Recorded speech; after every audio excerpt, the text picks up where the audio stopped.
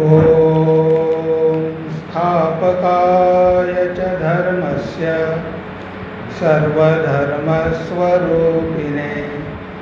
अवतारवरिष्ठाय रामकृष्णाय ते नमः। पूज्यपाद स्वामी विष्णुपादानंदजी महाराज तसेच यवतमाळ आश्रमाचे पदाधिकारी आणि सगळे उपस्थित भक्त, बरेच वर्षानंतर इथे येणं होत आहे। भावप्रचार परिषदेची मीटिंग झाली असताना एकदा आलो होतो आणि मला वाटतं त्यानंतर अजून एकदा आलो होतो।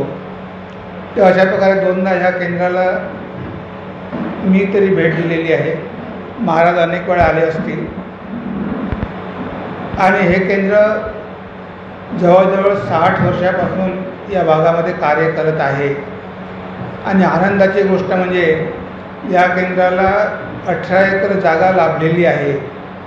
ही सगळी ठाकूरांची आपल्या सगळ्या भक्तांवर विशेष कृपाच आहे। इतकी मोठी जागा उपलब्ध होणं आणि इतक्या वर्षापासून या भागामध्ये भावप्रचार परिषदेच्या माध्यमातून किंवा या केंद्राच्या माध्यमातून प्रचारांचं कार्य होणं ही फार भाग्याची गोष्ट आहे। आज आपला विषय आहे श्री रामकृष्णांचा गृहस्थांना उपदेश।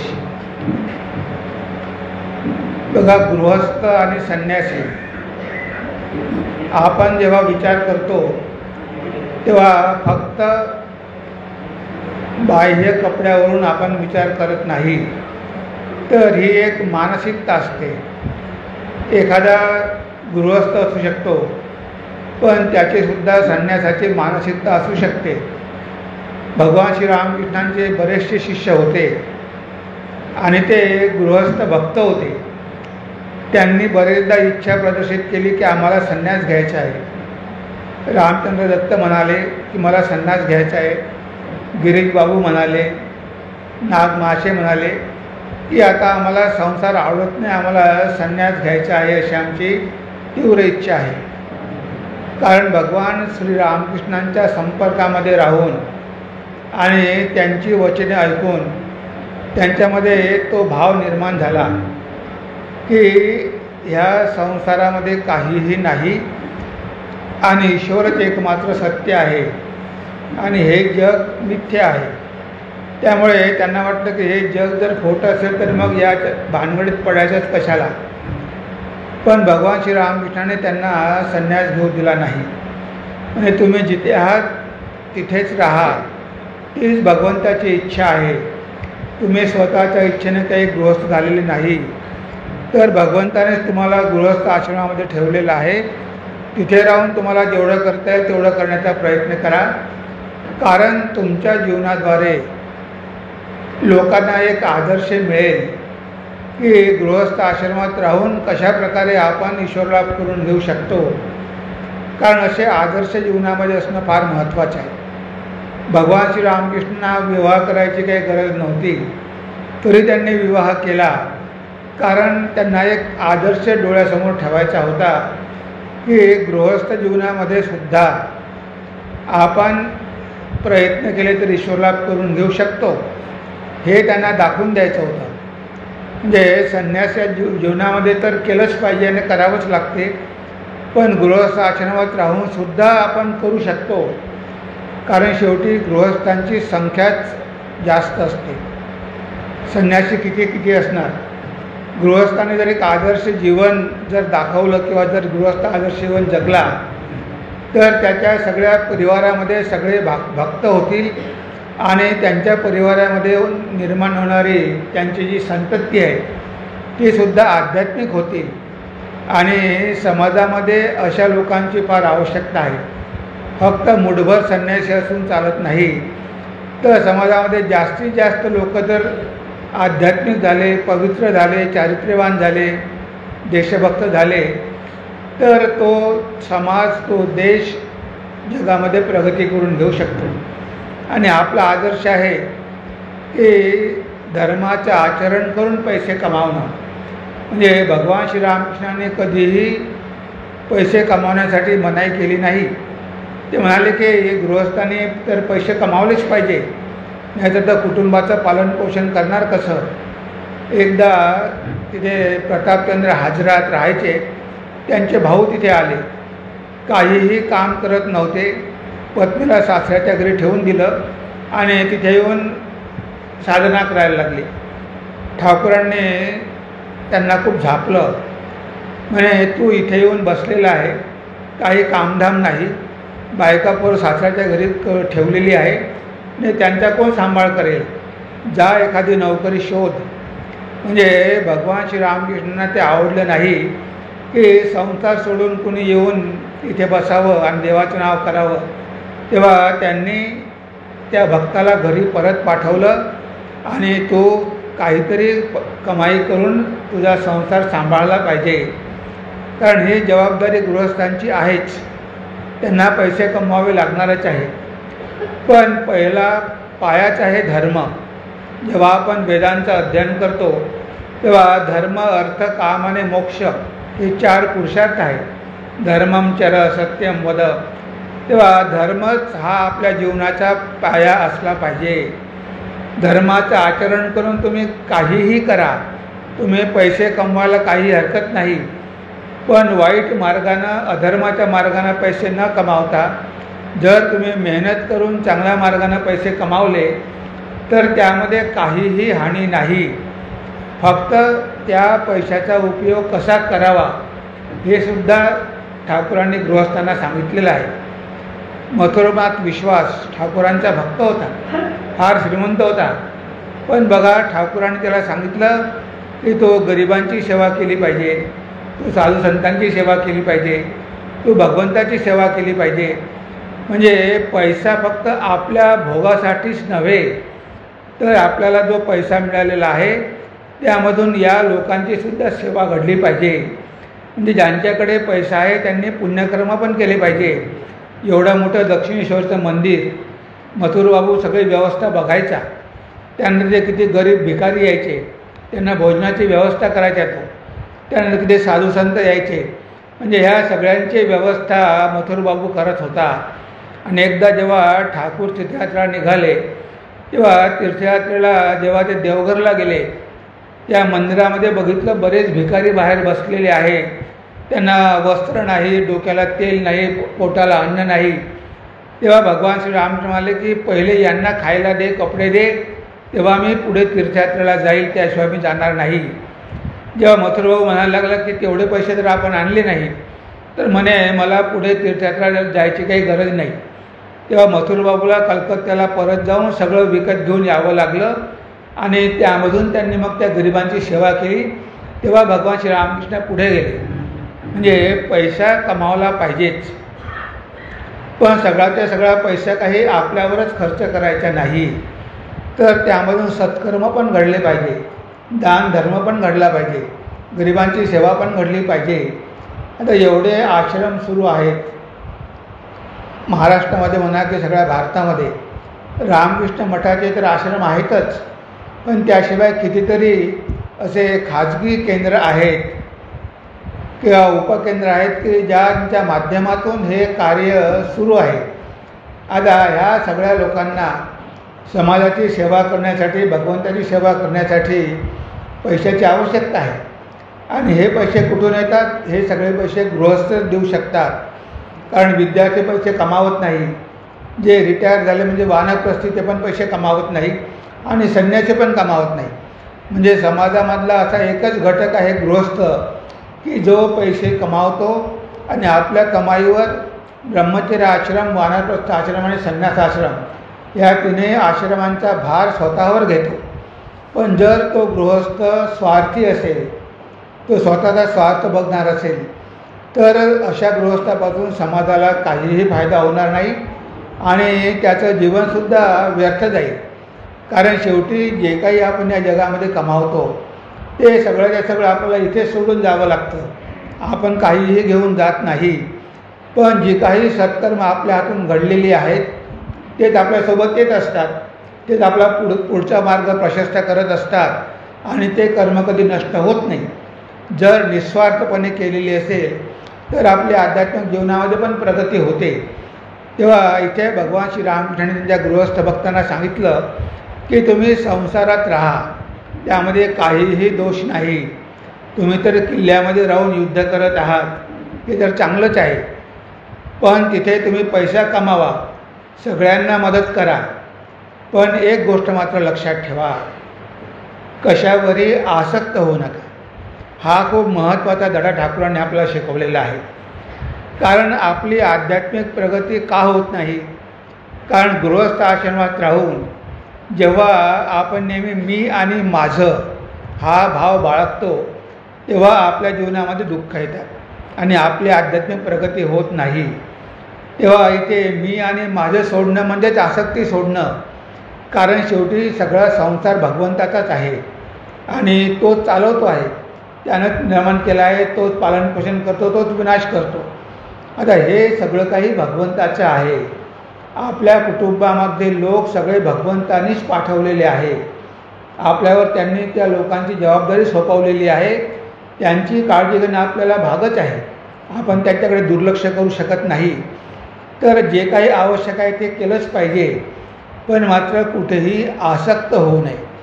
जर आपण आसक्त झालो, मी आणि माझं म्हणायला लागलो, तर मग आपण संसारामध्ये अडकला जातो. तेव्हा सगळं काही करा, पण भगवंताच्या वतीनं करा. हे सगळं मी भगवंताचंच कार्य करत आहे. मग गृहस्थ असो की संन्यास असो, जे काही कार्य आपल्याद्वारे होत आहे ते सगळं भगवंताचंच आहे. तेव्हा हा भाव मनामध्ये ठेवून आपल्याला कर्म करायची आहे. म्हणजे हा संसार माझा नाही तर भगवंताचा संसार आहे. एकदा एक भक्त श्री ठाकूरांकडे आली आणि ती म्हणाली की ठाकूर, मी ध्यान करते पण माझं ध्यानामध्ये लक्ष लागत नाही. तेव्हा ठाकूर म्हणाले, काय होतं, तुझं मन कशामुळे विचलित होतं? तेव्हा ती म्हणाली की जेव्हा जेव्हा मी ध्यान करण्याचा प्रयत्न करते तेव्हा माझ्या डोळ्यासमोर माझ्या नातवाचाच फोटो येतो व त्याचाच रूप माझ्या डोळ्यासमोर येते. तेव्हा ठाकूर म्हणाले की काही हरकत नाही, उद्यापासून त्या नातवाला स्वतःचा नातू समजायचे नाही, त्याला बालकृष्ण समजायचं, त्याला गोपाळकृष्ण समजायचं आणि बालकृष्ण म्हणून त्याला जेवण द्यायचं, त्याचं स्नान करून द्यायचं, त्यांना सगळं काही द्यायचं, पण समजायचं की हा बालकृष्ण आहे, साक्षात भगवंत आहे, हा आपला नातू नाही. अशा बोधानं त्या नातवाची सेवा करायची. कारण कर्तव्य तर केलंच पाहिजे. तेव्हा कर्तव्य तर करायचं, पण हा भगवंतच आहे, ह्या बाळरूपामध्ये आपल्यामध्ये भगवंतच आपल्या घरी आलेला आहे, अशा भावनेने आपण त्याची सेवा करायची. आणि ती महिला, भक्त महिला त्या प्रकारे करू लागली आणि काही दिवसामध्ये तिला त्या मुलामध्ये बाळकृष्ण दिसू लागला.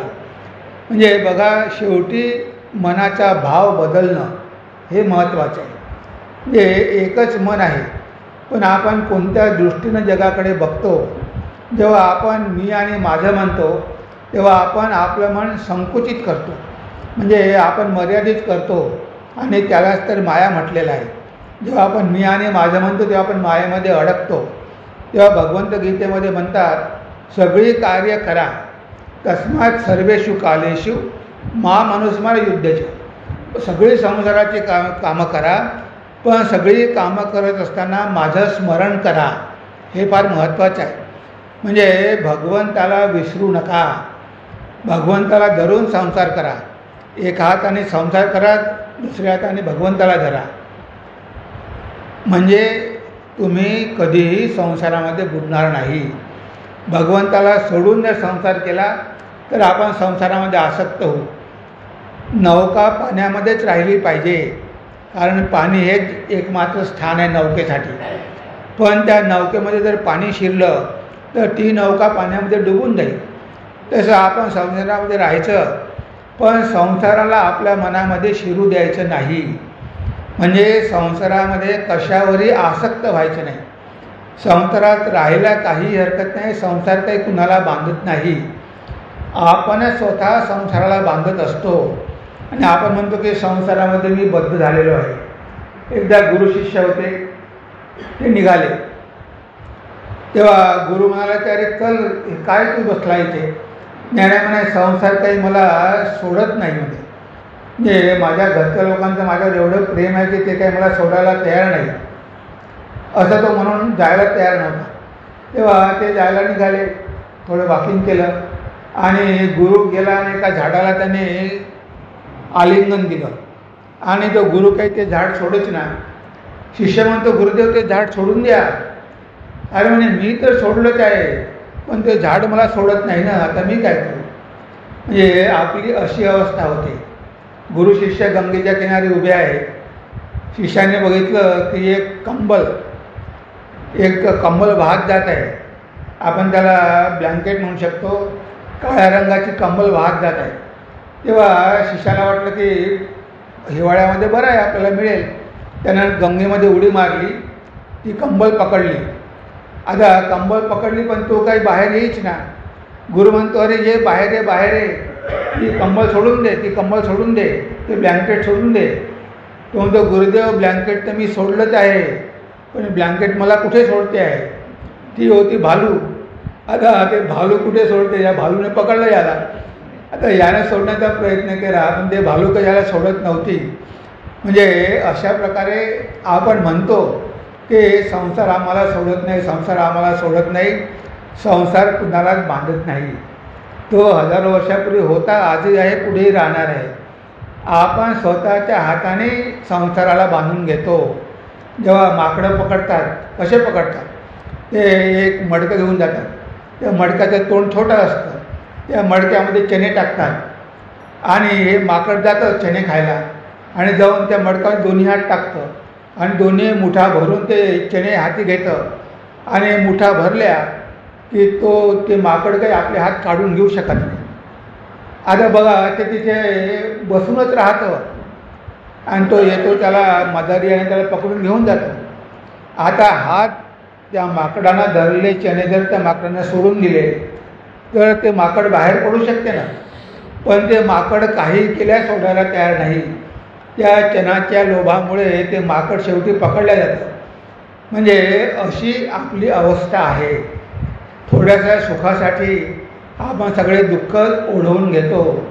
सुख पाहता जेव्हा एवढे, दुःख पर्वता एवढे, हे आपल्या सगळ्यांना माहिती आहे. तरी त्या सुखाच्या मागे आपण धावत राहतो. पण भगवंताचं सुख अनंत आहे. जर आपल्याला एकदा भगवंताच्या चरणी भक्ती प्राप्त झाली, तो भगवंताचा आनंद आणि प्रेम मिळालं तर या संसाराच्या आनंदापेक्षा कितीतरी पटीनं ते जास्त आहे. पण आपलं मन तिकडे जात नाही, कारण आपल्याला सवय लागलेली आहे. जन्मोजन्मी आपण ह्या संसारावरच प्रेम करत आलेलो आहे. आता हा संसार नश्वर आहे, आता भगवंतावर प्रेम केलं पाहिजे. असा जर भाव आपल्या मनामध्ये निर्माण झाला तर हळूहळू संसारावरची आसक्ती कमी होईल. जशी जशी भगवंतावरची भक्ती आपली वाढेल तशी तशी संसाराची आसक्ती कमी होईल. मग भगवंताचं काम करण्यामध्ये आपल्याला आनंद वाटू लागेल. आता इथे सगळे जे कार्यकर्ते आहेत त्यांनी जर भगवंतावर एकनिष्ठ प्रेम केलं तर भगवंताचं काम करण्यामध्ये त्यांना आनंद वाटेल. त्यांना असं वाटणार नाही की अरे हे काय काम, आपल्या घरचं काम सोडून हे करावं लागतं, म्हणजे हे काम म्हणजे आपल्यावर एक बोजा आहे असं त्यांना वाटणार नाही. तर आनंद वाटेल की भगवंताने आपल्याला त्यांचं काम करण्याची संधी दिलेली आहे, याचा आपण उपयोग करून घेतला पाहिजे. ती संधी इतरांना न मिळता आपल्याला मिळालेली आहे, आपण करण्याचा प्रयत्न केला पाहिजे. पण जेव्हा आपण त्याला महत्त्व देत नाही, त्याला प्राधान्य देत नाही, आपण म्हणतो की मला भरपूर कामं आहे, मला पहिले माझ्या संसाराची कामं बघितली पाहिजे. तुम्ही ते तर बघाच, पण प्राधान्य या गोष्टीला दिलं पाहिजे, कारण ही संधी काही पुन्हा पुन्हा मिळत नाही. संसार तर लागलेलाच आहे, थोडा वेळ काढला पाहिजे, साधन भजन केलं पाहिजे, थोडी सेवा केली पाहिजे.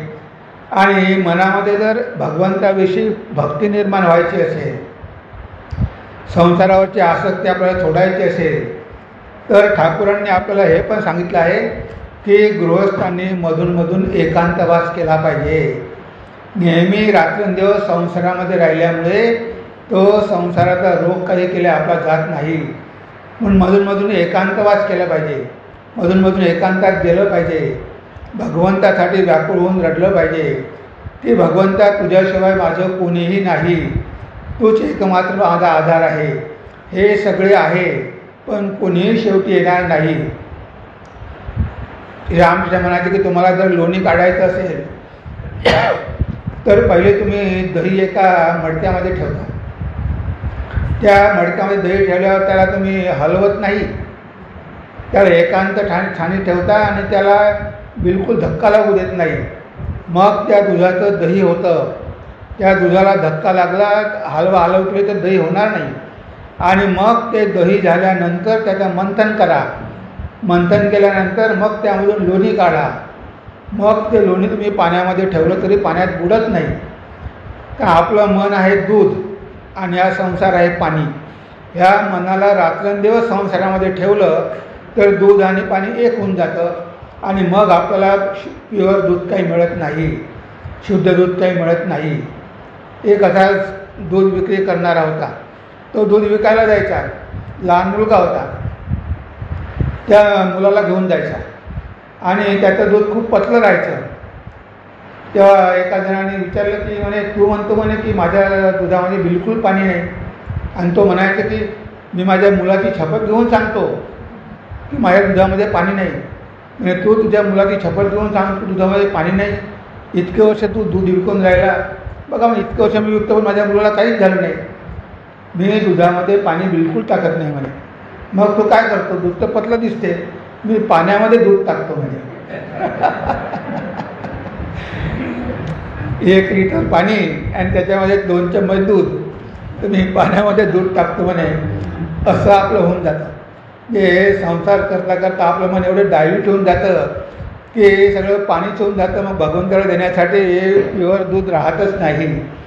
तेव्हा मन भगवंताला द्यायचं आहे आणि ते पण जास्तीत जास्त द्यायचं आहे. 25% संसार करायचा आहे आणि 75% भगवंताला द्यायचं आहे. आणि तेही सगळी संसाराची कामं पार पाडत असताना तर हेच भगवंताने आपल्याला सांगितलेलं आहे की गृहस्थ असला तरी काहीही हरकत नाही, मधूनमधून साधुसंग करा. जर साधुसंग मिळाला नाही तर वचनामृत वाचा. दररोज कमीत कमी 4 पानं तरी वचनामृताचे वाचा. तो तर डायरेक्ट भगवंताचा संघ आहे. ती तर भगवंताची वचनं आहेत आणि भगवंताच्या शब्दामध्ये किती सामर्थ्य आहे. आपल्याला माहीत आहे की मास्टर महाशय महेंद्रनाथ गुप्त हे आत्महत्या करायला निघाले होते. एवढं त्यांच्या जीवनामध्ये संकट होती, पण ते भगवान श्री रामकृष्णांकडे येऊन पोचले. त्यांची वाणी ऐकल्यावर त्यांना वाटलं की अरे यामुळे कितीतरी लोकांची जीवनं वाचणार आहे. या संसारामध्ये एवढी अशांती, एवढे दुःख आहे आणि ही भगवंताची वाणी ही जर आपण लिहून ठेवली तर किती लोकांना फायदा होईल. म्हणून मास्टर माशे एक शिक्षक होते. ते शिक्षक राहिले पण ते कार्य करत असताना त्याने वचनामृताचं लिखाण केलं म्हणून आज आपल्याला ते प्राप्त झालेलं आहे. तव कथामृतम तप्त जीवनम कविभिर्डितम कल्मषापहम श्रवणमंगलम श्रीमदाततम भुवि गृह्णन्ति भुरिदा जनाः. भगवंता तुझे वचन अमृतासारखे आहे. तव कथामृतम तप्त जीवनम. ह्या संसारामध्ये तापलेल्या जीवांना तुझी वाणी अमृतासारखी आहे आणि ती वाणी ऐकल्याने सुद्धा मनुष्याचं कल्याण होतं. श्रवणमंगलम. आणि सगळे मनाचे पाप नष्ट होतात. जर आपल्याला साधुसंग मिळाला नाही तर आपण ते वचनामध्ये वाचू शकतो. भगवंताचा संघ आपल्याला मिळू शकतो. म्हणजे असे वेगवेगळे उपाय आहे. दररोज सकाळी आपल्याला गुरुने मंत्र दिलेला आहे त्याप्रमाणे नियमितपणे जपध्यान केलं पाहिजे. एक ठराविक वेळ ठरवून घेतली पाहिजे. मग आपल्याला जर वेळ मिळाला तर जेवढी मदत होईल तेवढी इतरांना मदत केली पाहिजे. आश्रमाला मदत केली पाहिजे, दानधर्म केला पाहिजे, साधुसंग केला पाहिजे. आता आम्ही इथे आलो कारण चंद्रपूरला कार्यक्रम आहे म्हणून त्या निमित्तानं आम्ही सांगितले यांना की एक कार्यक्रम आयोजित करा की त्यामुळे तुम्हाला थोडंफार तरी ऐकायला मिळेल. कारण संसारात राहून वेळ काढणं फार अवघड असतं. पण सायन्सने आज एक मोठं वरदान म्हणता येईल आपल्यासाठी खूप सोयीचं करून दिलेलं आहे की तुम्हाला होम डिलिव्हरी मिळते. घरी घरी बसल्या तुम्हाला व्याख्यानं ऐकायला मिळतात यूट्यूबमुळे. आता किती साधू लोक व्याख्यानं देतात. आता तुम्ही तर सगळी काही व्याख्यानं अटेंड करू शकत नाही पण तुम्ही घरी बसून पुढे प्राविडन्समध्ये योगात्मानजी महाराज लेक्चर देत आहे, त्यांचं लेक्चर तुम्ही यूट्यूबवर ऐकू शकता. म्हणजे ही एक आपल्याला सुविधा मिळालेली आहे या विज्ञानाच्या माध्यमामुळे, की आपल्याला भरपूर काही ऐकण्याच्या संधी आहे. किती अभंग आहे, किती भजनं आहे, किती गाणी आहे, किती व्याख्यानं आहे, हे सगळं आपल्याला मिळतं. आता हे यंत्र आपल्याकडे आहे, फक्त याचा कसा वापर करावा हे आपल्याला कळलं पाहिजे. त्यासाठी आपल्या बुद्धीमध्ये विवेक पाहिजे, कारण याच्यामध्ये सगळंच आहे. चांगलं जे आहे वाईटही आहे, इंद्रियाचे विषयाचे भोगही आहे आणि ते योगही आहे. आता योग घ्यायचा की भोग घ्यायचा हे आपल्याला ठरवायचं आहे. तेव्हा आपल्याकडे तेवढ्या बुद्धीमध्ये तेवढा विचार पाहिजे, तेवढा विवेक पाहिजे. आणि आपण आपल्या मुलांनासुद्धा त्या सवयी लावल्या पाहिजे की त्यांनीसुद्धा चांगल्या गोष्टीत बघितल्या पाहिजे. कारण कोरोनापासून मुलांनासुद्धा यूट्यूब बघायची खूप सवय झालेली आहे, कारण त्यांना वापरावाच लागतो इंटरनेटसाठी, अभ्यासासाठी.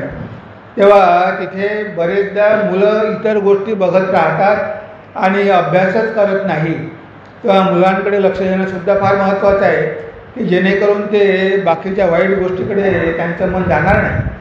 तर अशा प्रकारे संसारात राहायचं, आपलं जीवन घडवायचं, आपलं मन भगवंताच्या चरणी ठेवायचं आणि आपली पुढची पिढीसुद्धा कशा प्रकारे चांगली पिढी होऊ शकेल, ते कसे भगवंताचे भक्त होऊ शकेल, ते कसे चारित्र्यवान मानव होऊ शकेल, यासाठी प्रयत्न करणंसुद्धा आजी आजोबाचं आणि आईवडिलांचं कर्तव्य आहे. शिक्षकांना तर वेळ मिळत नाही, त्यांना सिलेबस कंप्लीट करायचा असतो, म्हणून आई वडील हेच मुलाचे गुरु असतात. तेव्हा ह्या सगळ्या गोष्टी आपल्या ठाकूरांनी दिलेल्या आहे. आपण या सगळ्या गोष्टींचा जास्तीत जास्त उपयोग करून घेतला पाहिजे आणि आध्यात्मिक जीवनामध्ये जेवढी जास्त प्रगती करून घेता येईल तेवढी करून घेण्याचा प्रयत्न केला पाहिजे. कारण हाच एकमात्र जन्म आहे मनुष्य जन्म, या जन्मामध्ये आपण प्रयत्न करून भगवंताचा लाभ करून घेऊ शकतो.